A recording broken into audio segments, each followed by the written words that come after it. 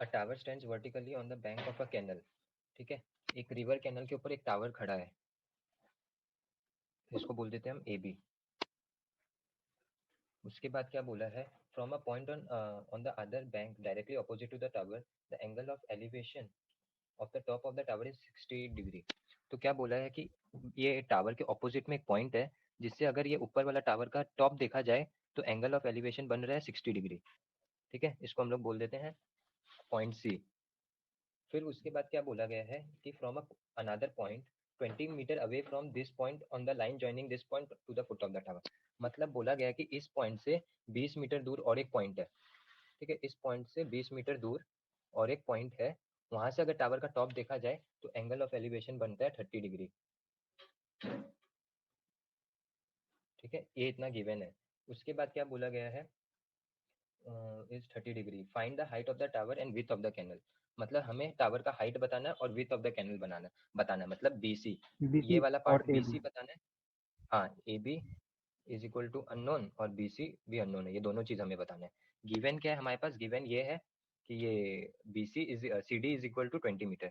Given here C D is equal to 20 metre. 20 metre. और angle of elevation दे के रखा है, angle of elevation is equal to, एक है 30 डिग्री और एक है 60 डिग्री। ठीक है, तो पहले सबसे पहले हम एक काम करते हैं, बड़ा वाला ट्राइंगल ले लेते हैं ए बी डी। तो in right angle triangle A B D sir छोटा वाला टेन नहीं ले सकते हैं? 60 डिग्री ले सकते हो आप। छोटा वाला करना चाहो तो आप पहले छोटा वाला से कर लो। तो इन ट्राइंगल मैं छोटा वाला ले लूंगा, in triangle A B C. हम्म। यहाँ पे क्या हो जाएगा, tan 60 degree is equal to perpendicular by base, तो हो जाएगा A B by B C. Sir यही नहीं क्लियर इसमें है, दोनों 10 ही 10 आ जा रहा है सर, कहाँ से है मतलब? देख, हमें दोनों ही चीज नहीं पता है। टेन इसलिए लेना पड़ता है क्योंकि टेन इस चैप्टर में टेन ही ज्यादा यूज होता है। टेन मतलब क्या होता है, tangent is equal to perpendicular by base, और हमें ये दो ही चीज चाहिए, ए बी और B C. Hmm. A B और बी सी, तो ये एक टेंजेंट एक ऐसा रेशियो है जिसमें ए बी भी आ रहा है और बी सी भी आ रहा है। अगर आप साइन लेते हो तो उसमें हाइपोटेन्यूस आ जाएगा और परपेंडिकुलर आ जाएगा। हाइपोटेन्यूस का तो हमें जरूरत ही नहीं है। और कॉस अगर आप लेते हो तो उसमें आपको बेस आ जाएगा और हाइपोटेन्यूस आ जाएगा। बेस का जरूरत है पर हाइपोटेन्यूस का जरूरत नहीं है। लेकिन टेन टेन ऐसा एक रेशियो है जिसमें परपेंडिकुलर और बेस दोनों आ रहे हैं, इसलिए हम लोग टेन 60 लेते हैं। जी सर ठीक। ठीक है, तो टेन 60 का वैल्यू है √3। √3 is equal to A B by B C, दोनों का वैल्यू नहीं पता तो A B by B C. तो एक हम क्या करेंगे, इस बी सी को उठा के यहाँ पे लेके आ जाएंगे, तो यहाँ पे हो जाएगा BC√3। √3 बी सी। हाँ, वो वैसे भी लिखो, दोनों एक ही बात है, is equal to A B. ये इक्वेशन 1 बोल देते हैं। अब आ जाते हैं ये वाला में, बड़ा वाला ट्राइंगल। तो इसमें क्या होगा, टेन 30 डिग्री आ जाएगा, और अब क्या आ जाएगा, परपेंडिकुलर ए बी और बेस हो जाएगा B D. BD। Perpendicular A B और बेस हो जाएगा बी डी। BD। अब टेन 30 डिग्री का वैल्यू होता है 1/√3। अगर आप चाहो तो यहाँ पे अब ये बी डी की जगह क्या आ जाएगा, बी सी प्लस 20।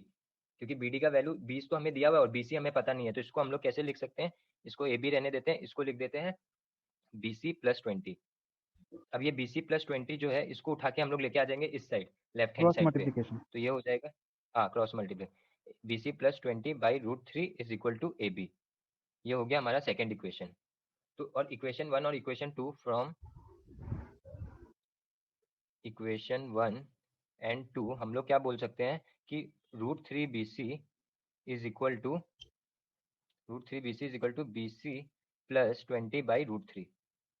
ठीक है, ये बोल सकते हैं क्योंकि ए बी दोनों इक्वल हो गया, तो जी। ये वाला और इसके साथ इक्वल हो जाएगा। जी सर बोल सकते। कोई डाउट है आपको इतना दूर? नहीं सर ठीक, क्लियर। अब ये क्या होगा, ये √3 को उठा के हम इस साइड लेके आ जाएंगे, फिर क्रॉस मल्टीप्लीकेशन हो गया, तो √3 into B C is equal to B C plus 20।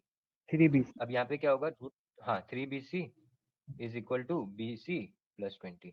अभी बी सी को उठा के उस साइड लेके आ जाएंगे, तो 3BC minus B C is equal to 20। ये हो जाएगा B C, sorry, 2BC is equal to 20 और B C is equal to 10। 10। 20/2 is equal to 10, मतलब बी सी जो है हमारा निकल के आया 10 मीटर।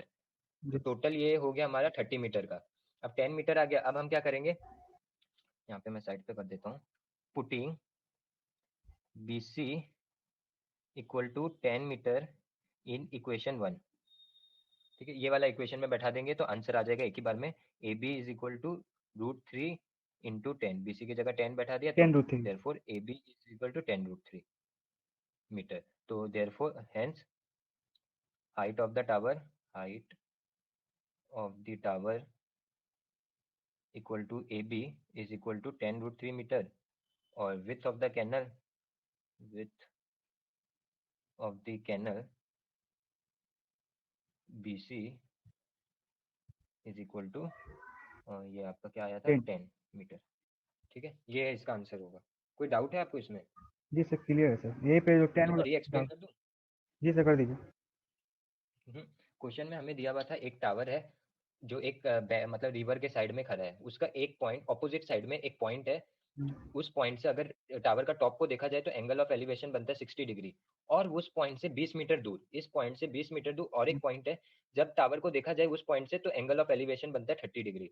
अब क्वेश्चन में हमें पूछा है कि टावर का हाइट निकालो और ये बीसी का वैल्यू निकालो, with of the canal.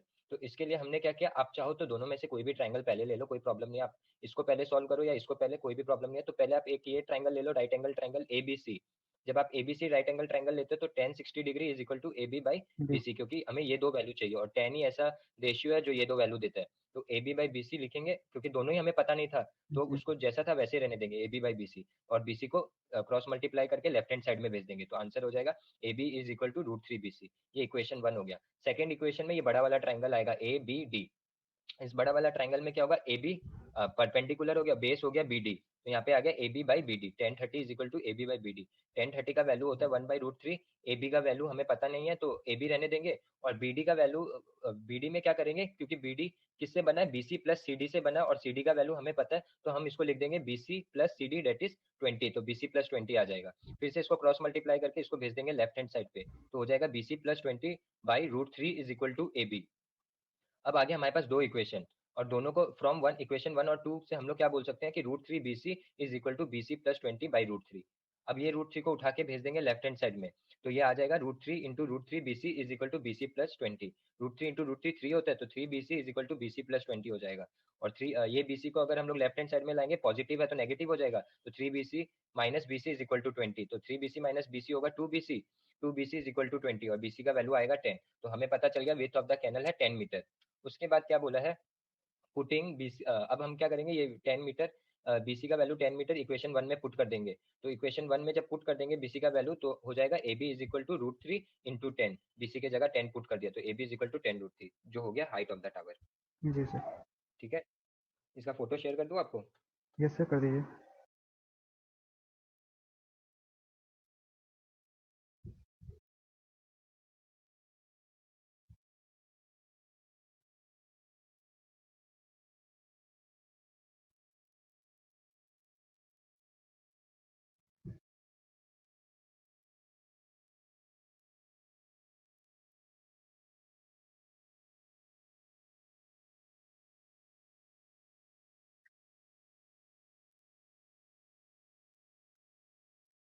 Sir. मैंने शेयर कर दिया, आप चेक कर लो। Sir, thank you sir. हाँ, कोई डाउट तो नहीं है और? नहीं सर, ठीक, ये डाउट ओके था। Bye. Okay, bye sir. Okay bye.